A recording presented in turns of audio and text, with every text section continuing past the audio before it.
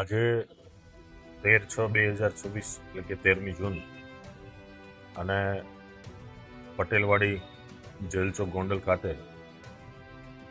શ્રી વિઠ્ઠલભાઈ રાદડિયા જૂથ સેવા સહકારી મંડળી લિમિટેડ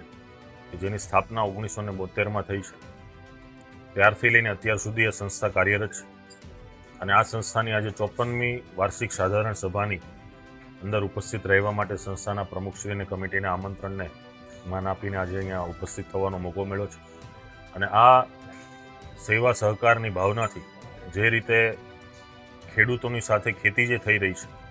ખેતી સાથેની સંલગ્ન પ્રવૃત્તિઓથી કઈ રીતે ખેડૂત સમૃદ્ધ બને, કઈ રીતે તાલુકો, જિલ્લો, ગ્રામ્ય, રાજ્ય અને રાષ્ટ્ર કઈ રીતે સમૃદ્ધ બને એ માટેના પ્રયાસો દરેક સહકારી મંડળી કરતી હોય છે. આજે સમગ્ર ભારત દેશની અંદર 30 કરોડથી પણ વધારે યુવાનો, મહિલાઓ અને વડીલો અલગ અલગ સહકારી માળખાની અંદર સહકારી મંડળીનો સભ્ય છે અને 30 કરોડ સહકારી સભ્યો બની અને સમગ્ર ભારત દેશનું એક મજબૂત ભથ્થું પૂરું પાડી રહ્યા છે. જ્યારે પણ ખેડૂતો એ આપણા સૌનો અન્નદાતા છે. ગામડામાં રહેતો સામાન્ય ખેડૂત પણ પોતાની આજીવિકા, મજૂરી ને મહેનત ને પરસેવાના માધ્યમથી અન્ન ધાન ઉત્પન્ન કરે છે અને શહેરો સુધી સમગ્ર વ્યવસ્થા પહોંચાય છે અને શહેરોના લોકો આજે ખાઈ પી શકે છે અને પોતાનું પેટનું ભરણ પોષણ કરે છે. તો એ માત્ર ને માત્ર ગામડાના ખેડૂતોની મહેનતની જવાબદારી છે અને એમની મહેનતને આવકારવા, એમને પ્રોત્સાહન આપવા અને ખાસ કરીને વાર્ષિક સાધારણ સભાની અંદર ઉપસ્થિત થવાનો હેતુ એ છે કે દરેક આગેવાનોને મળવું, દરેક ખેડૂતોને પ્રોત્સાહન આપવું અને સરકારશ્રીની જે આવનારી જે યોજનાઓ છે 2047નું આપણું વિકસિત ભારતનું સપનું છે કે જેનાથી આ દેશ ખૂબ સમૃદ્ધ થઈને ખૂબ આગળ આવે અને એનો પાયો એ ખેડૂતો છે, ત્યાર પછી યુવાનો છે અને મહિલાઓ છે. એટલે બધાના ત્રિવેણી સંગમથી જ આપણો રાષ્ટ્ર મજબૂત બનતો હોય છે. ત્યારે આજે સેવા સહકારી મંડળીની 54મી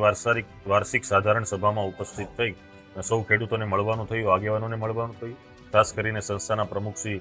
જગદીશભાઈ, સાથોસાથ મંત્રી શ્રી દયાણીભાઈ અને સમગ્ર કમિટીનો હું આભાર વ્યક્ત કરું છું. અને આવા જ સહકારી માધ્યમથી, સહકારી મંડળીના માધ્યમથી ખેડૂતની ખેતીલક્ષી અને સંલગ્ન પ્રવૃત્તિઓનો ખૂબ વિકાસ થાય, ખૂબ પ્રગતિ થાય અને સૌ ખેડૂતો સમૃદ્ધ બને અને સહકારી ક્ષેત્રનું જે માળખું છે, એનો જે હેતુ છે કે સહકારથી સમૃદ્ધિ એ સફળ થાય એવી મા ઉમા ખોડલના ચરણોમાં પ્રાર્થના કરું છું. અને આ તકે તમામ સભાસદો, ખેડૂતો અને તમામ મંડળીના જે કોઈ પણ આગેવાનો છે એનો ખૂબ ખૂબ આભાર વ્યક્ત કરું છું કે આવા સરસ મજાના સંચાલનથી આપ સૌ ખેડૂતો અને ખેડૂતના પરિવારને કઈ રીતે આગળ કામગીરી થઈ શકે એ માટેનું માર્ગદર્શન આપો છો અને આવા કાર્ય કરો છો. એટલે ફરીથી આ મંડળીને હું બિરદાવું છું. અને આ તકે જેના નામથી મંડળી છે એવા આપણા સ્વર્ગસ્થ વિઠ્ઠલભાઈ કે જેમણે સમગ્ર સૌરાષ્ટ્ર પંથમાં જે રીતે સહકારી માળખું જે બનાવ્યું છે એ સહકારી માળખા માટે નાના ગામથી લઈને ઇફકો ક્રિફકો જેવી સંસ્થાનું જેમણે નેતૃત્વ કર્યું છે અને એના માધ્યમથી આ વિસ્તારના ખેડૂતોને ખૂબ એમણે મોટો મબલક પાક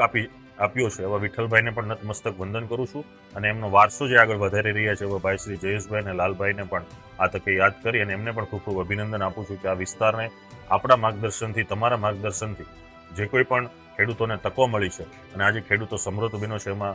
આ વિસ્તાર ખાસ કરીને વિઠ્ઠલભાઈને ખૂબ યાદ કરે છે.